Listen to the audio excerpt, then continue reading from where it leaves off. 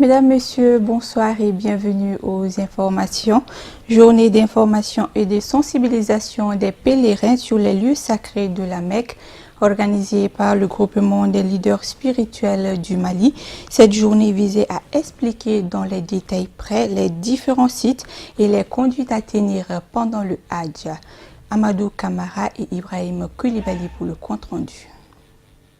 Cette journée d'information et de sensibilisation à l'intention des candidats au pèlerinage à la Mecque du groupement des leaders spirituels musulmans du Mali est devenue une tradition au fil des années. Cette belle initiative du groupement est largement partagée par l'ensemble des pèlerins du fait que ça leur permet de comprendre beaucoup de choses sur le Hajj étant sur place qui leur permettront d'éviter certaines choses qui peuvent nuire à leur Hajj. Selon les initiateurs, cette journée de sensibilisation et d'information permet aux pèlerins du groupement des leaders spirituels de connaître en détail les bonnes pratiques et les conduites à tenir sur les différents sites de la Mecque.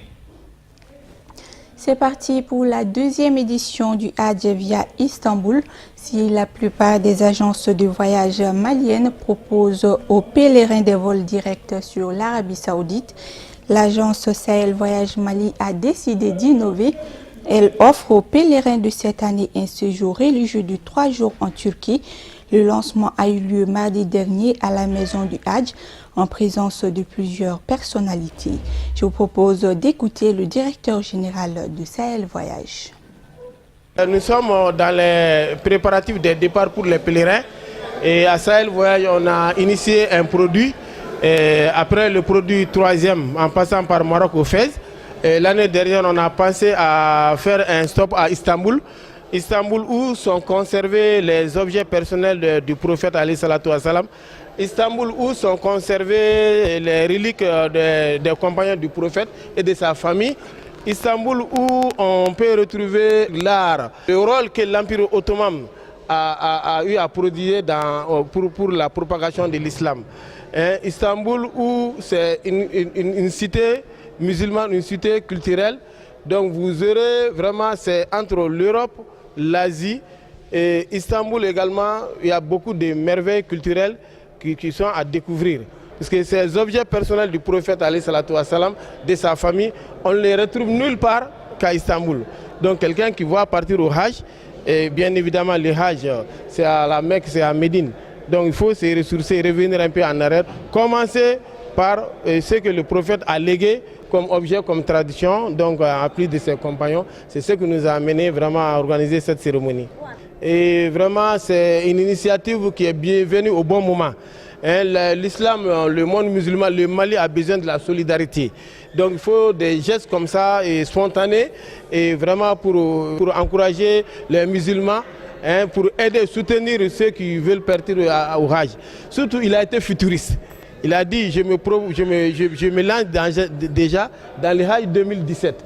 Donc ceux qui auront la chance de gagner ce tournoi-là, ils sont déjà inscrits, ils sont déjà programmés, ils sont déjà en phase d'être en bonne posture pour le Hajj 2017. À présent, l'essentiel de l'actualité hors de nos frontières en bref et en images, une compilation signée Amadou Diarra.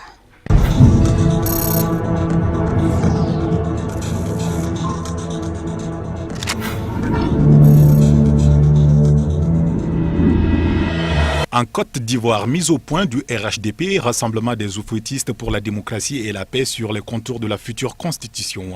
Le comité d'experts chargé de rédiger cette nouvelle constitution est à pied d'œuvre. Le texte demandé par le président Alassane Ouattara devrait être remis fin août pour ensuite être soumis à référendum. Mais le peu d'informations qui filtrent de ce document constitutif de la future Troisième République nourrit les conversations. Même au sein de la coalition majoritaire du RHDP, on a parfois du mal à se mettre d'accord sur les termes à utiliser. D'où la réunion ce mercredi du directoire et de ses 120 membres. Un projet constitutionnel qui ouvre donc la voie à des spéculations au sein de la classe politique ivoirienne.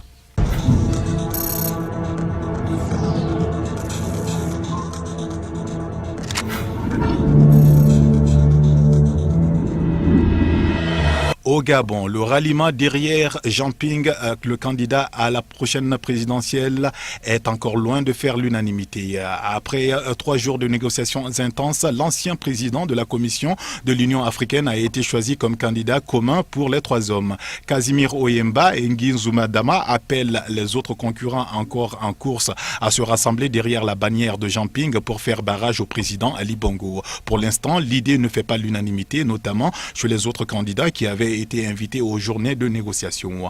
Un des anciens candidats crédités de 0,8% des votes en 2009 n'entend pas se retirer de la course et estime que la stratégie de la candidature unique n'est pas la bonne.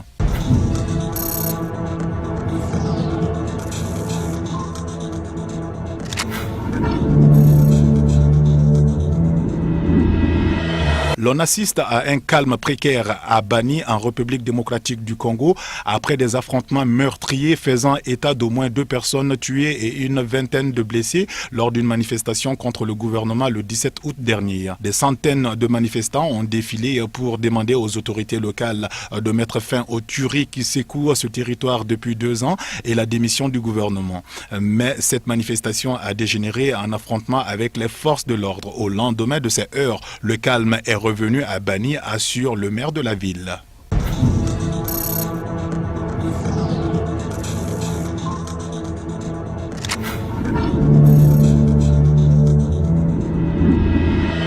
En Tunisie, le parti Ennahda, plus que jamais présent dans le nouveau gouvernement d'union nationale. Depuis plus de 15 jours, Youssef Chahed, désigné chef du gouvernement début août, mène des consultations pour former un nouveau cabinet d'union nationale. Il doit réussir à concilier les ambitions des différents partis politiques et organisations syndicales qui soutiennent ce gouvernement d'union nationale. Le parti Ennahda devrait davantage peser dans la nouvelle composition gouvernementale. Dans la précédente, le parti n'avait obtenu aucune participation à minima avec le seul ministère de l'Emploi. Cette fois, contre son soutien au chef du gouvernement issu du parti Nina Tounes, Ennahda a négocié davantage de portefeuilles et ne cache pas ses ambitions selon son porte-parole.